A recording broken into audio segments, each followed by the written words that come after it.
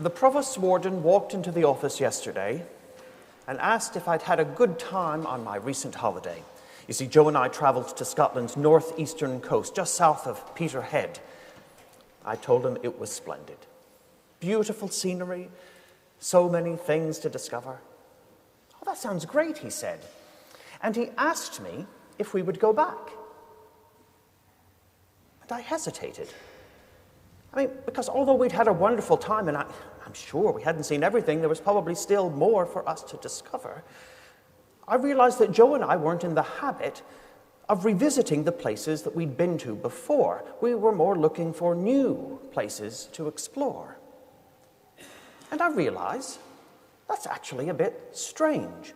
Many people I know have common vacation destinations, like caravan sites, a timeshare they've invested in, a holiday home, which they come back to again and again.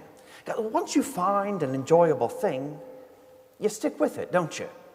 Folk want a dependable getaway, and memories of an area and all that it has to offer are sometimes just the cure you need for the everyday and ordinary blues.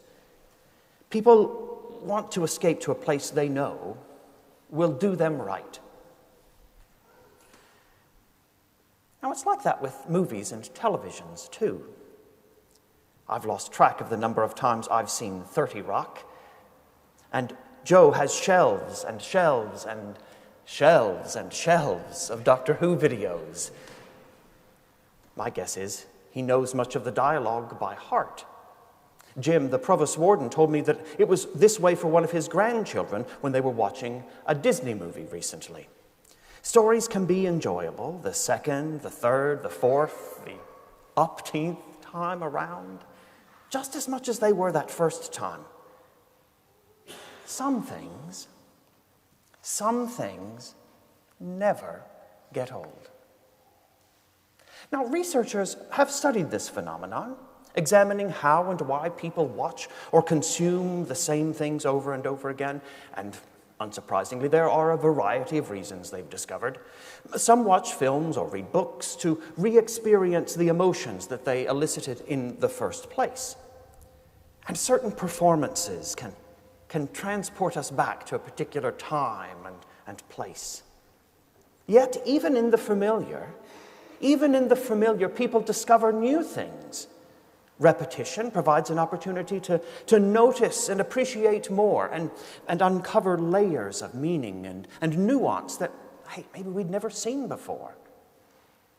But what's interesting is that watching films or reading novels or listening to music multiple times can still touch nerves, can still stir our hearts. And that might seem weird. After all, if we're familiar with the twists and turns, can quote the dialogue word for word, and comprehend how everything plays out, wouldn't it seem that we would be less affected, less persuaded each time by the drama? How can we know the punchline and still laugh? How do we stay on the edge of our seats, hanging on to the end, when we know what that ending is? This bird's eye view, the kind of angle that sees everything from the beginning to the end, gives us insight, but it seems that it doesn't dull our emotions. We still cheer and cry and laugh and marvel. And from today's gospel, we see that God is right there doing the same. Now, Jesus had a plan. He told his disciples that Lazarus' sickness would show God's glory. He told them he was going to go wake him up to give his disciples a new ground for believing. Jesus knew what was in store. He was confident in it. And yet, as poised as he was at the start of this journey, entering the village of Bethany, he doesn't remain that way for long. In this gospel account, the narrator doesn't just tell us what Jesus says, but tells us what Jesus feels. And Jesus was deeply moved. At one point, he was filled with anger and disturbed, and elsewhere, overcome with sadness to the point of weeping, despite knowing what was going to happen. Jesus was troubled.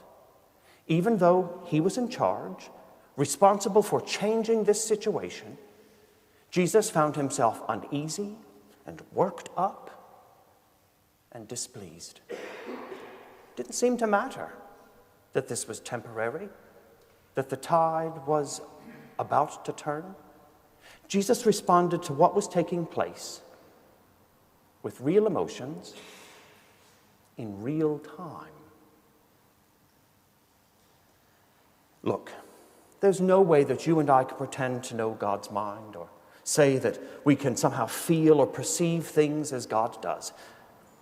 But perhaps it helps to know, as we see in this gospel, that human activity, what we do, touches God. When suffering occurs, God is affected. When opportunities for peace and reconciliation are missed, God is disturbed. And when people treat each other like dirt, God gets angry. Seeing our history repeat itself, even with different characters, doesn't seem to change that. Witnessing human feelings and agony in the fullness of time does not inoculate God from emotion. It'd be easy to imagine that God finds the tale of creation a bit underwhelming, seeing it as some tiresome sequence of events that repeat after one another, memories bleeding, indistinguishable, one moment to the other. However, it turns out that's not the case. What happens in this world, it matters to God.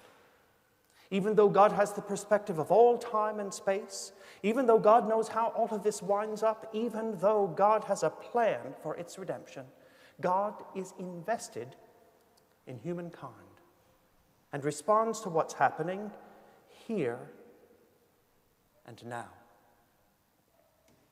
To God, your life, your story, it never gets old.